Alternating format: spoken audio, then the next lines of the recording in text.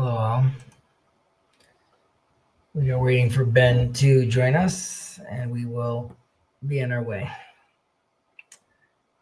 with chapter 8. So I'm going to just wait here for Ben. If someone wants to join on, they're welcome to, of course.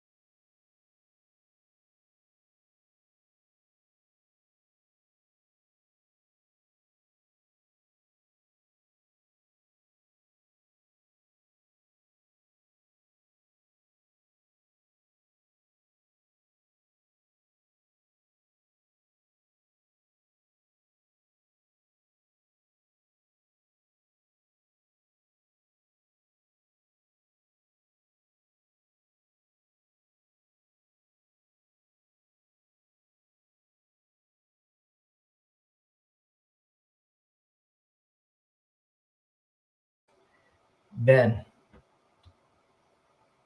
How are you doing? I'm good. Thank God. How are you, sir? I'm doing pretty good. Let me just head You. put my charger on. Sure.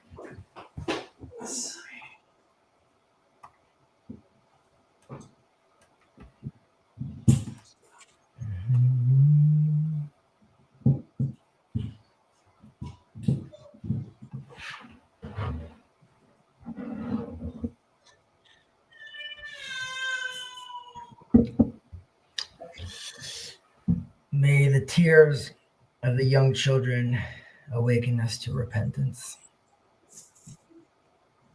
Is that because of my It's just something my father would say every time he heard a baby cry. Yeah. I mean, he said it to maybe or us to teshuva, but I translated it to awaken us to repentance. That's a lot of teshuva. Yeah. Every time that a baby cries. That another classic family joke is if you see like a baby crying,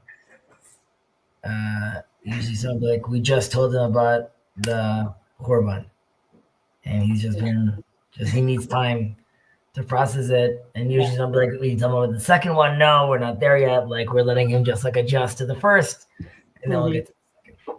How was your holiday, if you participated in Yom HaTzmaut festivities? It was good. There's actually a party today that maybe I'll We'll see if we can make it there after this. But yeah, I got some videos from family members of things of the Kikari Natania and other places. Looks festive. As you know, I'm a very big fan of celebrating the Independence Day, and as Jacob, because it's his StreamYard, obviously he opposes it. Though I believe that we really ultimately agree, because we shouldn't get stuck on the past and be like, in 1948 we had a miracle, rah rah rah, isn't it so great? We should be. Yes, it's true that today was better than yesterday and the day before that, but we should look at 1948 as just a starting point, right? There's still so much to do, and this is what Jacob focuses on. There's still so much to repent about, so much to fix in the country, so much to fix about Judaism that it doesn't mean that, yes, I see 1948 as a miraculous time and like a data point for redemption. But it doesn't mean that we should rest on our laurels, and of course we still have more work to be done. You want to add the text? Yeah. That is right here.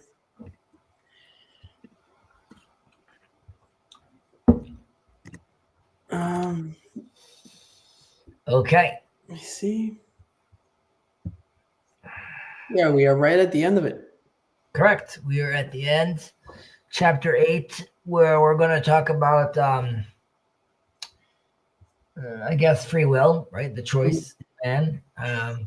Again, for definitely this topic, right?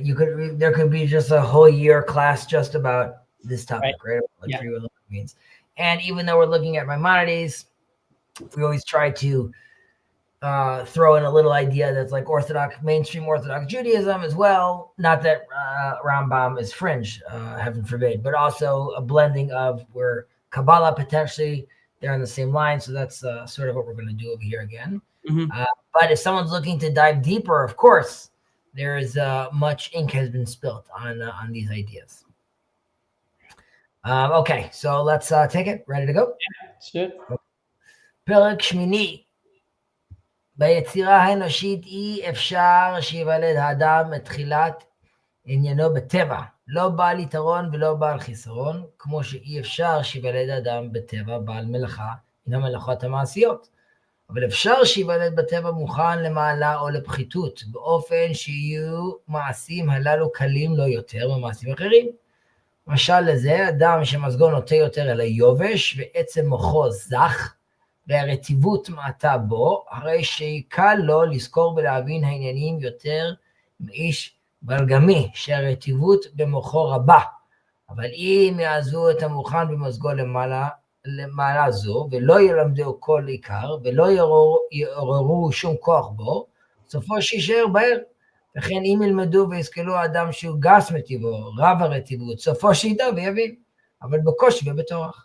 והוא הדין, מי שמזג ליבו חם יותר ממה שצריך, יהיה אמיץ לב. רצוני לומר מוכן לאומץ הלב, ואם ילמד אומץ הלב, יהיה להאמיץ בקלות. ואיש אחר שמזגו ליבו קר, יותר ממה שצריך, הרי מוכן הוא אל המורח והבעלה, וכשילמד וירגיל עצמו בכך, יקבל בקלות, ועם אומץ לב, כוונתו לרכוש. הרי שלא יהיה אמיץ, אלא בכורח, ולאחר שירגיל עצמו. Okay. It's actually one of the more clearer texts of the Rambam, I think. Yeah, and I feel like we've kind of touched on it briefly. I mean, you mentioned this. Of course. Yeah. Okay.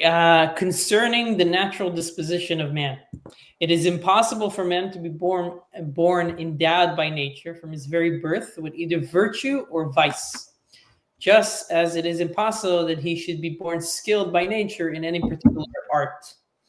It is possible, however, that through natural causes, he may from birth be so constituted as to have a predelication for a particular virtue or vice, so that he will be more readily practice it than any other. For instance, a man whose natural constitution inclines towards dryness whose brain matter is clear and not overloaded with fluids. Best medical advice, very, very up to date. Yeah, go on. Not overloaded with fluids. Finds it much easier to learn, remember, and understand things than the phlegmatic man, whose brain is encumbered with a great deal of humidity. But if one who inclines constitutionally towards a certain excellence is left entirely without instruction, and if his faculties are not stimulated, he will undoubtedly remain ignorant. On the other hand, if one by nature dull and phlegmatic, possessing an abundance of humidity, is instructed and enlightened, he will, though with difficulty, is true, gradually succeed in acquiring knowledge and understanding. In exactly the same way, he whose blood is somewhat warmer than is necessary has the requisite quality to make him a brave man.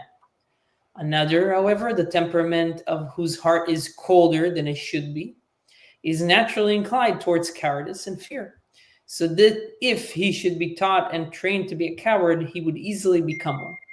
If, however, it be desired to make a brave man of him, he can without doubt become one, providing he receive the proper training, which would require, of course, because of his innate coldness, great exertion.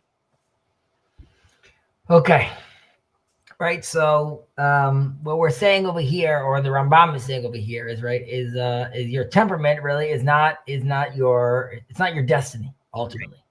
Mm-hmm. And like we spoke about this earlier, like you mentioned, that he's really trying to draw a careful line sort of between what's the potential and what actually the actualization of that is, right? So like every person is born with his own temperament. We also spoke about it as having like a certain, hataya, an inclination, even sometimes to certain things, right? But that's not like a moral label that you're wearing on your head, right? I could be inclined towards remembering things like with a great memory or emotion or boldness, right? I could be a very passive person, but these aren't things that it's not like a predestination, right? Which is going to determine my moral outcome. Yeah. And just like he says, like the malachot ma'asiyot, right? No one is born a carpenter. No one's born like a tzaddik or a rasha, right? No one's born righteous or wicked, right? The faculties, right? We have to activate them, right? And this is, of course, through education that Rambam, of course, presses. And this is, of course, why the role of the educator is, of course, so important in general, and of course also in Judaism, right? Because someone, like he gives examples of here, someone with like a refined temperament, right? And he uses the example of dry and humid, right? So if I have dry and sort of like a lucid mind, right, I could find studying things and virtue obviously much easier. Mm-hmm. But if like he says, if you don't teach it, then you're going to remain ignorant, obviously, right? I'm not using my faculties the right way. I'm not tapping into that potential. Yeah. But on the flip side, right, if I'm someone that in theory is sluggish, or like how he says has like a very liquid mind, so to speak, even though I would say today we would assume like a fluid mind is maybe something that's like very creative, right? But like the metaphors shift a little bit, yeah. Correct. The way he's explaining it over here is, someone that even in theory would have difficulty to learn, right? We can obviously see this with every one of those extra class or extra curriculum or extra time, the whole institutions today that are built around actually helping people that in theory would have a hard time, right? We'll call them like the fluid thinkers in this case, in the analogy of the Rambam. They too will be able to actually excel, right? If they took their things seriously. And this is to what the Rambam is doing is, again, trying to stress the idea of the choice one has and the effort one puts in, right? So in Kabbalistic terms, we'll call this like, right, ha'alad nitzatot, or like tikkun hamidot, more specifically, tikkun hamidot, right? I'm sure you've seen that in the Tanya as well, right? So I'm born with a certain kochot nefesh, right? I also have like my nefesh behemit, right? I have these qualities that I have, and my job is to refine them and elevate them constantly, right? So here too, it's not like I'm born this pure tzaddik, right? So the tikkun hamidot, really, that allows me to achieve holiness, right? Fixing my morals. But again, the disposition is really, it's the starting point, but it's not it's not a decree from God that this is what you're going to be like. I would just add that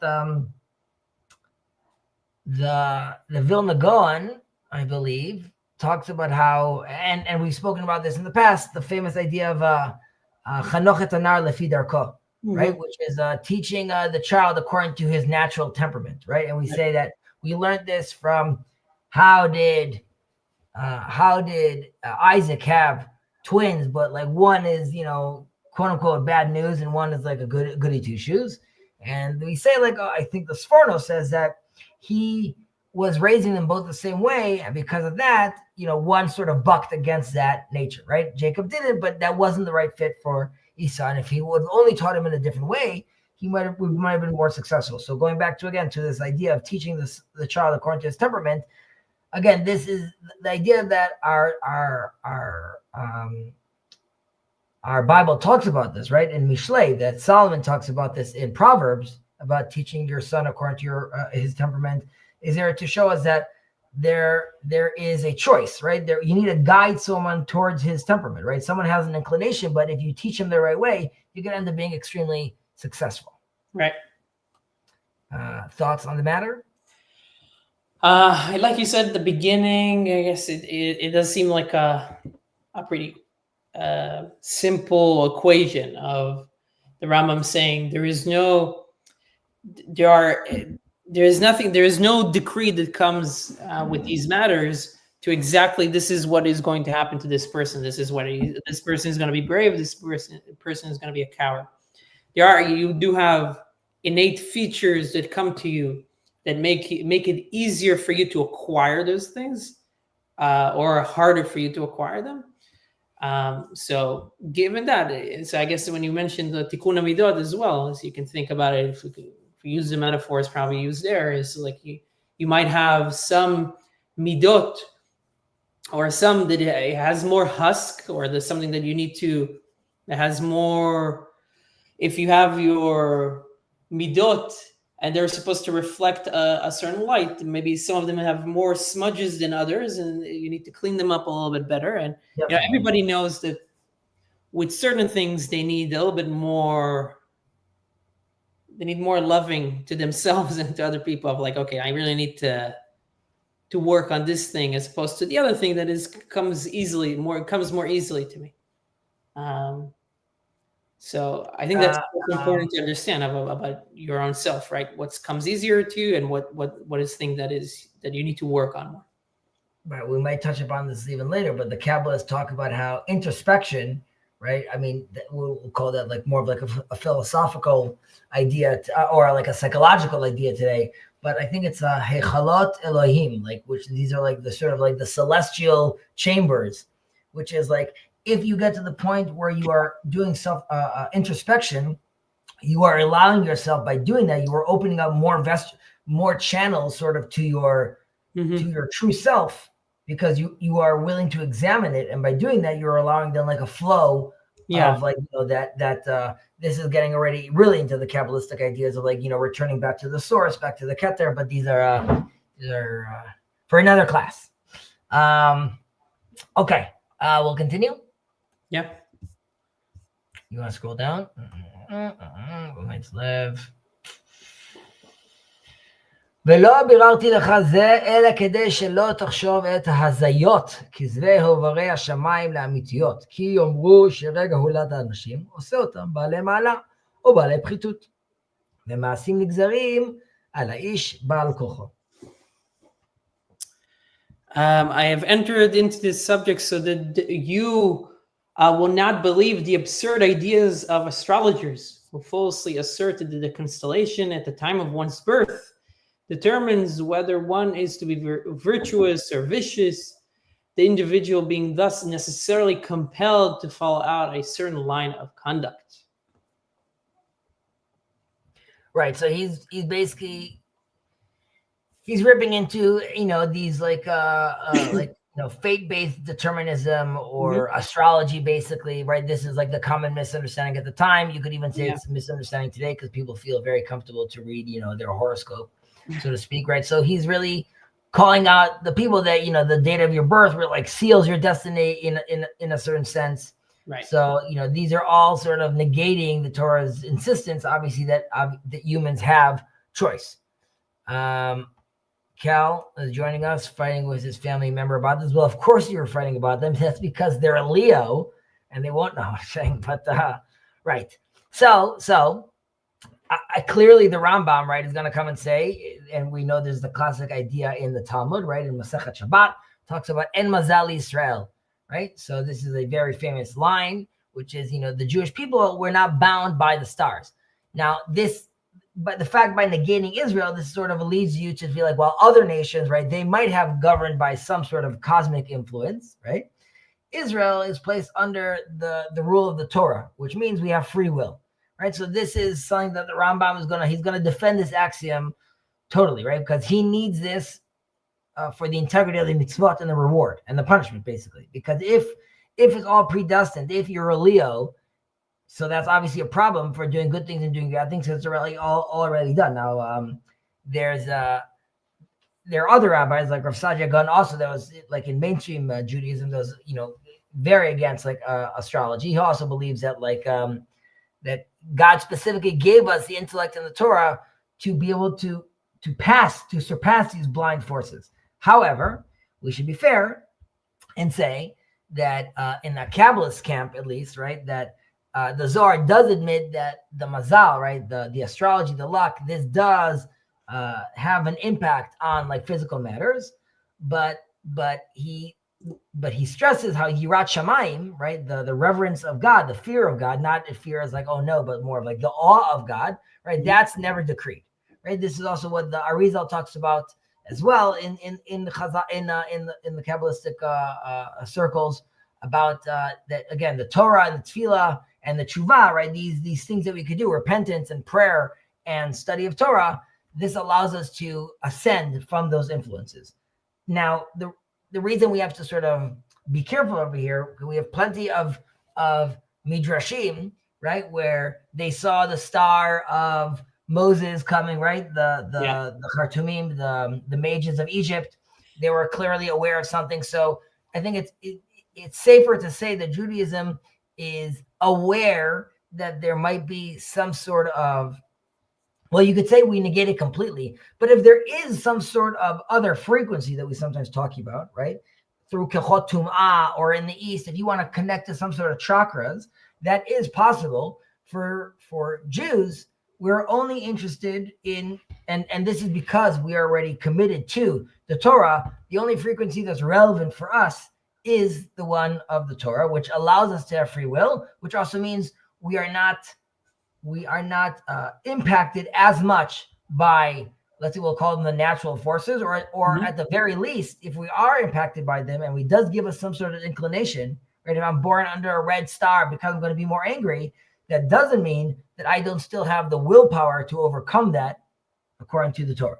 Yeah, I guess the Rambam is at the extreme of denying or fighting against, whether you want to call them natural or supernatural, because there's the astrologers, but also, I mean, when he talks about witchcraft or kshafim, there's also, right, a famous question about the woman that Shaul, the witch of Endor, right? Was it a trick? Was she talking out of his throat? Was she correct? Was it real or not? So yeah, it's a complicated matter. So Cal is talking about over here, do the nations have bchira as well, or maybe less? Mm-hmm. Right. So it's a very good question.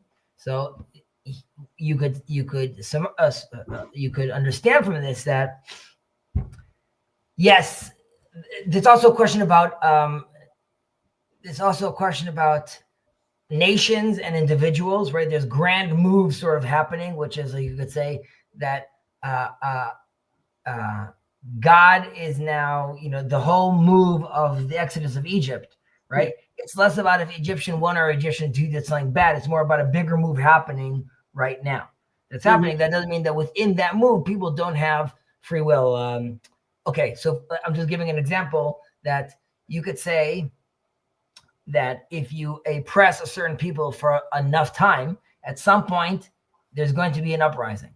right? So that's sort of like a cause and effect sort of situation, which is like, we know there's no free will in that, because like sort of if you do X, you're going to get Y. However, you and I could both agree, we don't know who the individuals are that are going to bring the uprising, right? I don't know if it's John or Bob. Like, they don't even know if it's John or Bob. So like there's something that is determined, but there's also something that allows you to have free will within that action. So I would say to Cal, as our sages have told us in different places, that individual, even Maimonides, individual people could achieve a tremendous amount of closeness to God, which of course would require bchira, would require choice, and those individuals could, reach a higher level than the Kohen Gadol. We know, as I digress for a moment, that the story of Jethro, when we're introduced to him,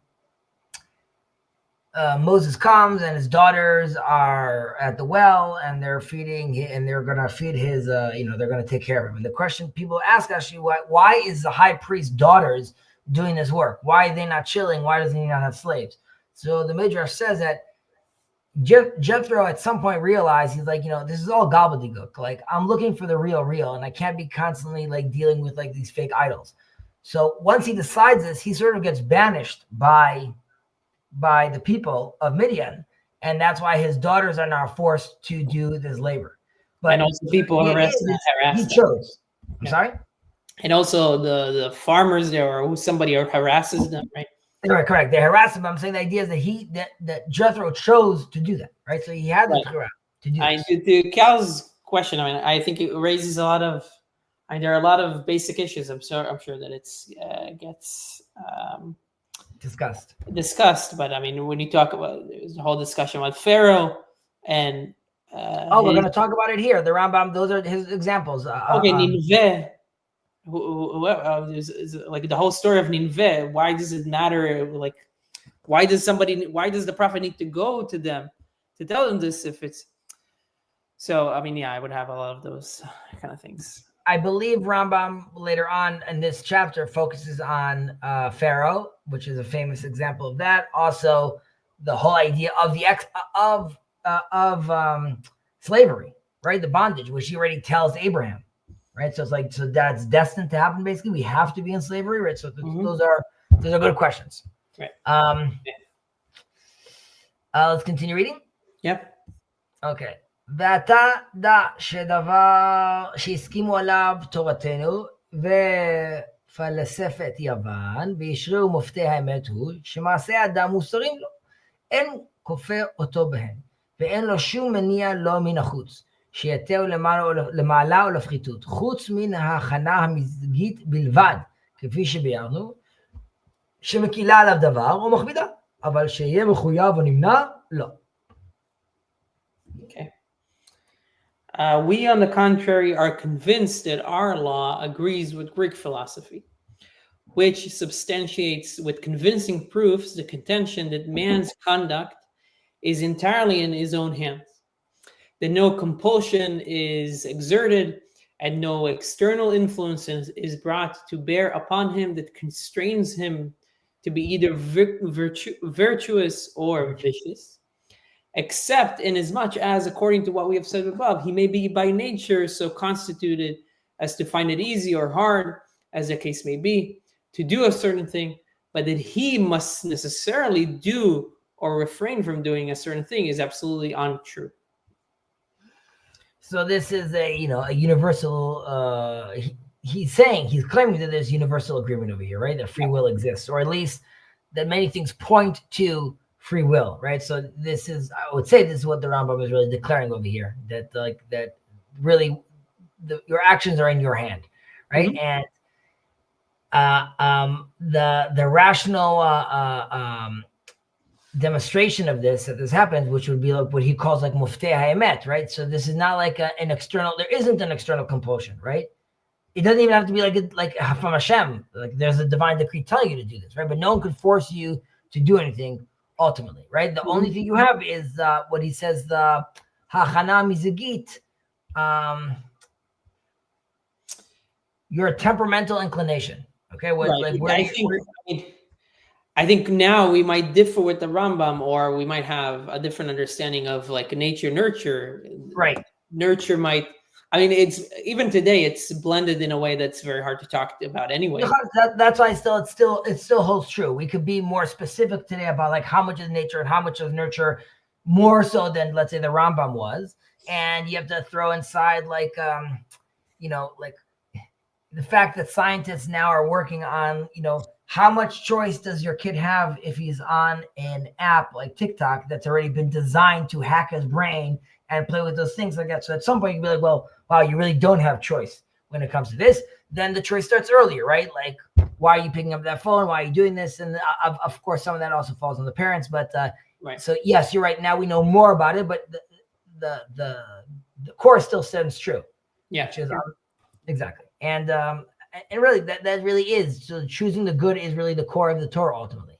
Mm-hmm. And we see this already from Cain, right? From the mark of Cain, which is like the fetach chatat ravatz, right? Like that evil is waiting at your door. V'atatim shobol, right? You'll be able to overcome it. This is something that we have to do. And we also learned about this. We see this in the Talmud. We also learned this in Pirkei Avot. Kol natun ve'rashut natuna, right? Which is that everything is accounted for, yet you have free will.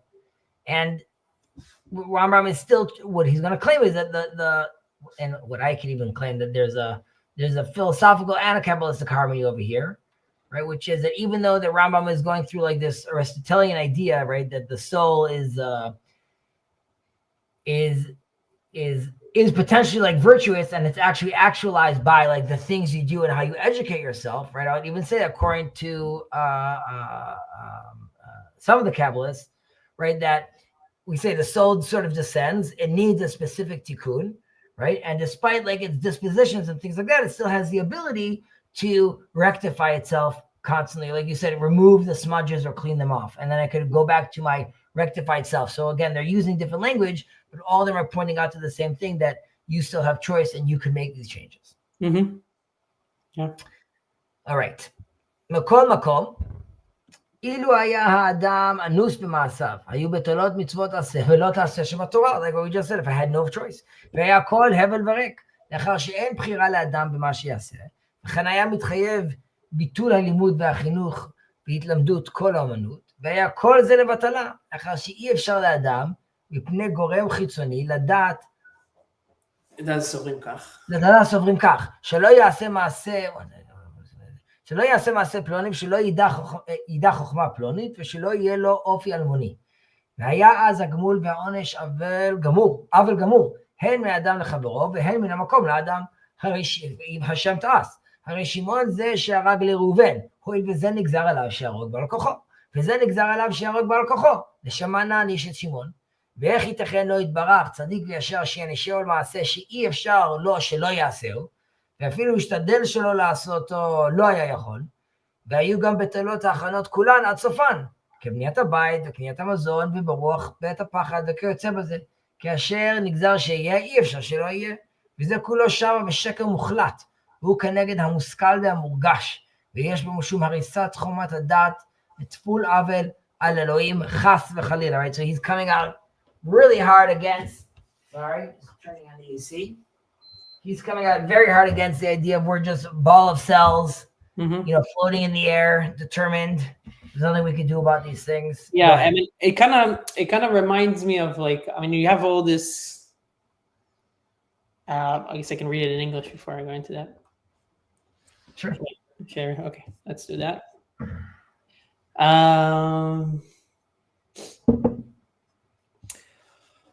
Continues, were a man compelled to act according to the dictates of predestination, then the commands and prohibitions of the law would become null and void, and the law would be completely false, since man would have no freedom of choice in what he does. Moreover, it would be useless, in fact, absolutely in vain, for men to study, or to instruct, or to attempt to learn an art, as it would be entirely impossible for him on account of the external force compelling him, according to the opinion of those who hold this view, to keep from doing a certain act, from gaining certain knowledge, or from acquiring a certain characteristic. Reward and punishment too would be pure injustice, both as regards man towards man and as between God and man. Suppose under such condition that Shimon should kill Reuben. Why should the former be punished, seeing that he was constrained to do the killing, or predestined, and Reuben was predestined to be slain? How could the Almighty, who is just and righteous, chastise Shimon for a deed which it was impossible for him to leave undone, and which, though he strove with all his might, he would be unable to avoid? If such were the true state of affairs, all precautionary measures, just as building houses, providing means of subsistence, fleeing when one fears danger, and so forth, will be absolutely useless, for that which is decreed beforehand must necessarily happen. This theory, therefore, positively unsound, contrary to reason and common sense, subversive of the fundamental principles of religion, and attributes injustice to God, far be it from him. Far be it from him. Right. Right. So you wanted to say something? Well, I just wanted to say, I was just thinking about this, and it obviously reminded me of discussions in the past that I've heard with Sam Harris as well. So it kind of sounds like where the Rambam is channeling Sam Harris to an extent when he's trying to play devil's advocate, right? Talking about Shimon and Reuben. Right. But then it also reminds me. I think I heard Rabbi Gottlieb talk about this, where he talks about I don't know if this is Zeno's paradox of like there was a Greek philosopher that came up with a theory or something about proving that motion is impossible, and that he can show you that it's impossible for us to believe or show that motion, that things really, they don't really move. But to everybody else, from some mathematical equation, right? But for everybody else, okay, listened to him and said, okay, your equation, I understand your equation. I can't really falsify it, but obviously my experience is that this is not like things move, right? So you might have come up with some theory or you might have come up with some equation that I can't at this point disprove completely, but it's obviously false. So to an extent, I feel like this is a little bit of the discussion where people might say there is no free will, or completely no free will. And it's so, in the day-to-day life, it's so obviously false that you can say that, but you can say, okay, the way that we discuss with each other of trying to understand how to, from a rhetorical level, answer one another, that's like a completely different thing. Right, and we can continue our lives thinking that things move and that there is free will, right? So, those are the things that this reminded me of. So I mean, those are all good points. Here, listen, it's difficult, right? We don't have to reiterate what he was saying, but like he's making this challenge, right? This is a devil's advocate over here. If this is all true, then this is really all gobbledygook. Right, like what we're all doing over here doesn't really make sense, and this is why, for sure, the Kabbalists, you need the divine light, you need the Or Ein Sof. All this needs to come into the world, and the only way it could come into the world are by the choices we make, right? So, it's not only it's like free will is not only ethical as far as they're concerned, but it's cosmically creative, right? That's the only way things can actually be built if we have the choice to actually interact over here. But here too, that's just what they're all building it on top of that, saying that there must be some free will. Yeah. And this is really the basis of the Torah's authority. And it's difficult for me to come and give you right now like a whole place of a where I'm proving to you, right, that it indeed exists, right? I could give you, we could talk about many different examples that people have given in the past. We spoke about a little bit, that there's a certain map, but within the map, there's still like a level of freedom, right? There's 613 commandments. At the very least, there's 613 things that you don't have, that you do have free will with, because if you didn't, why would God command you to do them, right? So then it doesn't really make sense for him to command the source if you don't actually have the choice to do that. Mm-hmm. So this would be one of those where I'm taking a step back and I'm saying we could get lost or found in this topic, but instead of diving too deep into this, we'll just point out that Rambam here is obviously laying down a very big question, which perhaps towards the end of the 8th chapter, we'll talk about how the Rambam himself tries to answer this. Yeah. Okay. Next chapter, next portion. Yeah. אולם אמת שאין לפקפק בה היא שמעשה אדם כולם מוסרים.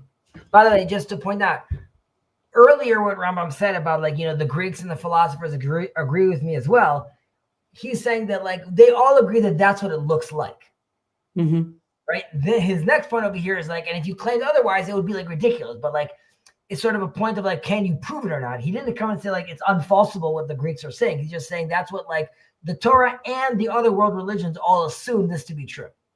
Well, the Torah is telling us this is true, and the others are assuming it to be true based on where logic takes them. Right. I mean, it's a little bit of the point that I make. It's like I'm not. You might have an equation that I need to deal with and figure out how to falsify, right. But logic tells me, and my experiential experience. That's probably not the way to do it. Say it. But your lived experience. If I want to sound smart, I'll say experiential experience, or dumb, I guess. Anyway, if that tells me that it leads me to think of certain things, right? He's saying this is what the philosophers, this is the Torah, this is where it leads us to. This is our assumption. This is our lived experience. Yeah. I mean, again, I would just say like the example we gave when we did Pirkei Avot, which is, or the example I just gave right now, and perhaps he talks about this even later on about how Hakol Tzafui v'Rashut Netuna, or Hakol b'Yedei Shamayim chut mi'irat Shamayim. Right. Hakol b'Yedei Shamayim, everything is in the hand of heaven, aside from the fear of God, of heaven, is nature. All of that is already predestined. The only thing that's not predestined, right? The only thing that I do have free will in is with my morality, with my, and how it relates back to you, God, right? So, the throwing a rock off a cliff, physics is going to kick in because after the 6th, 7th day of creation, God took a step back and rested, and now the laws of physics are kicking in. Those Jews, their source is the divine will, right? But that gets into a whole other discussion about sort of like divine providence, which I think we'll get into as well. Okay, let's continue. Let's do it. This is the first portion. Ulam emet she'en. Can you scroll back for a second? Okay, yeah. Ulam emet she'en lefakfek בה היא שמעשה האדם כולם מסורים לו. אם ירצה יעשה, ואם ירצה לא יעשה. ואין מכריח ולא חופר אותו בזה, לפיכך הוא מצווה ועומד. ואמר, ראה נתתי לפניך היום את החיים ואת הטוב, ובחרת בחיים. ונתן לנו הבחירה בזה, והטיל העונש על מי שמרה, והגמול על מי שיצית. אם שמוע תשמעו, ואם לא תשמעו, וחייב הלימוד והתמודדות, ולימדתם אותם בבינכם, ולמדתם אותם ושמרתם לעשותם, וכל מה שבא בלימוד והחינוך במצוות, וחייב גם כן ההכנות כולן, כמו שכתוב בתורת אמת, כי תבנה בית חדש ועשית מעקה לגגך, ולא תשים דמים בביתך. פן ימות במלחמה, במה ישכב, לא יכבול רחיים ורכב, והרבה מאוד בתורה ובספרי נביאים, לעניין זה רצוני לומר, ההכנות. It's funny that he calls it the achnot. Is that like anything that prepares you to what you really need to do? Is that the... Yeah, I mean, that's what they would call the hachanot, his preparations. And again, you might have seen this in the Tanya, where they talk about the atruta de alta, the atruta de leila. I'm saying you have the divine flow from above and you have the divine flow from below. And as you prepare yourself, you turn yourself into a vessel that can bring these things between above and below. But let's read the English. In reality, the undoubted truth of the matter is that man has full sway over all his actions. If he wishes to do a thing, he does it. If he does not wish to do it, he need not, without any external compulsion controlling him. Therefore, God very properly commanded man, saying, See, I have set before thee this day life and the good, death and evil. Therefore, choose life, giving us as regards freedom of choice. Consequently, punishment is inflicted upon those who disobey, and reward granted to those to the obedient. As it is said, if thou will hearken, and if thou will not hearken. Learning and teaching are also necessary according to the commands. You shall teach them to your children, and you shall do them and observe to do them. And similarly, all the other passages referring to the study of the commandments.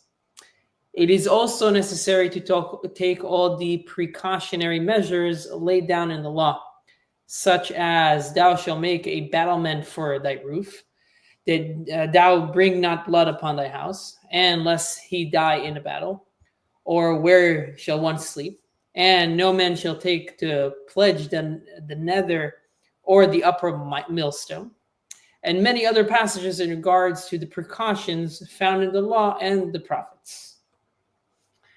Right, so the Rambam he's saying the Torah basically is affirming free will and sort of, one's responsibility, right? Which is like, it's sort of like it's undeniably real that free will exists.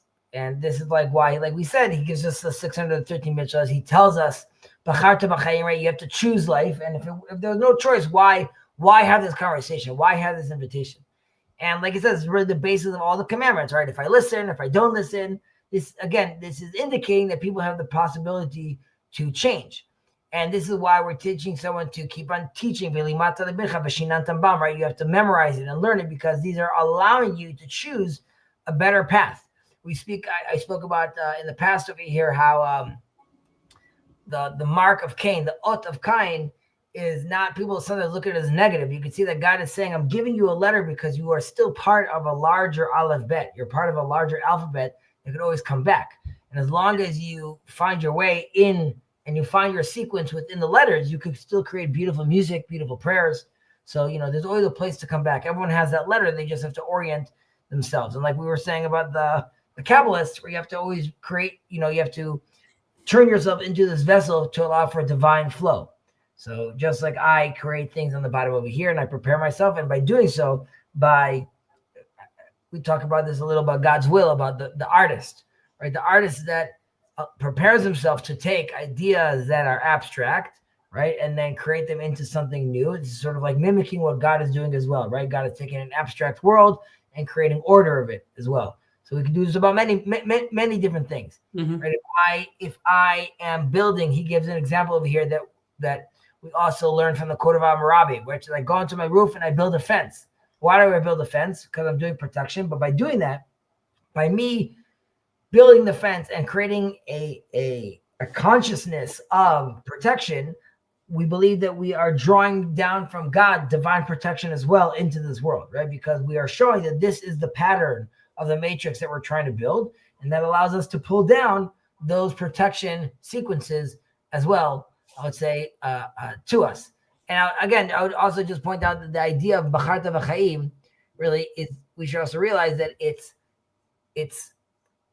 sort of a constant choice that you're making, right? It's ongoing. So even someone that sinned or someone that makes a mistake, that doesn't mean that now he stops, right? Continue educating yourself, continue moving forward, and you are constantly choosing life every day. Yeah. Yeah, I mean, it's striking for me, and this passage also just reminds me of that. The emphasis on responsibility in Judaism, and obviously the Rambam also kind of doubles down on that. And you can tell me if I'm getting it wrong or if there's something to add there. But I mean, definitely when I talk to, I have at least one friend that I talk to, and I know for sure that it's something that bothers him, or not that bothers him, but it scares him in a sense. The responsibility that you are given, right? Definitely, specifically Israel, or is a Jew, right? But as a whole, as just a person, a human, the responsibility that Judaism sees that a person has is tremendous, right? So there's something about it that can either bring somebody closer to it and feel empowered, or can frighten certain people. Or also, I mean, it can cause other questions, right? We can leave those aside, maybe. Well, I mean, and that's why it goes back to chanochat anar lefi darko, right? Teaching your son the proper way, because if you expose someone to too much, I mean, we could look at this all the way into, even redemption. That it's a process, right? People are sometimes stuck and be like, I wanted to and this is my argument with Jacob. Sort of the idea of I want the building of the temple will happen there'll be a temple. Mm-hmm. I was like, no, it's a process, and that process constantly requires a huge sense of responsibility, right? Like, he is correct that Zionism isn't what it's supposed to be, because if it just ends in Zionism, it falls short, and then it's nothing. And then you could even say, you could call it the work of the devil, because it's distracting you from the real goal. Mm-hmm. The goal is that that's just one stage where you have to keep on constantly pushing. There's a big sense of responsibility on you, and there's a big sense of co-creation. Shuva elai ve'ashuva elechem, right? Return to me and I'll return to you. Right. Do this. Yeah, I mean, I was just thinking about this, and it also connects to the parasha. I don't know, we don't need to go through it, but I mean, the person, the mitzvah, in some sense, is a person that has a bad thing happens to him, but it is we know from the people that have had it that they were right. They were touched in a certain way. So it's kind of like a paradox, or you are both, you are more sensitive, but then you also are more responsible to respond to it. As Uncle Ben told Spider-Man, with great power comes great responsibility. Yeah. I did this week a video on the serpent and the leopard and the Metzorah. You might find it interesting based on what you're saying right now. Mm-hmm. I allude to the fact that the snake is the first Metzorah, and is there to show us that it's a part of us that we're constantly battling with, right? It's sort of like it's an internal impurity that the Torah gives us these rules and things like that to constantly train ourselves to be in this mindset. But it stems from something much more basic, all the way back to the garden. If you don't mind, I have this headache that's building a little in my head, and it's starting to come to my eyes. So let's stop, since we stopped at this next conversation. Let's stop over here. We'll continue from here next week. For sure. Yeah. So we will start with the Pidgam. Sounds good. Okay, and perfect. Exactly what we were talking about. Exactly. Amazing. So we'll continue from there, from the sixth section over here of the 8th chapter. Yeah. Amazing. Ben, thank you so much. Thank you, Chezi. Appreciate it. Yeah. We'll talk. Shavua tov. Shavua tov. Ow. Okay. Thank you all for joining. I'm sorry that we cut it a little short.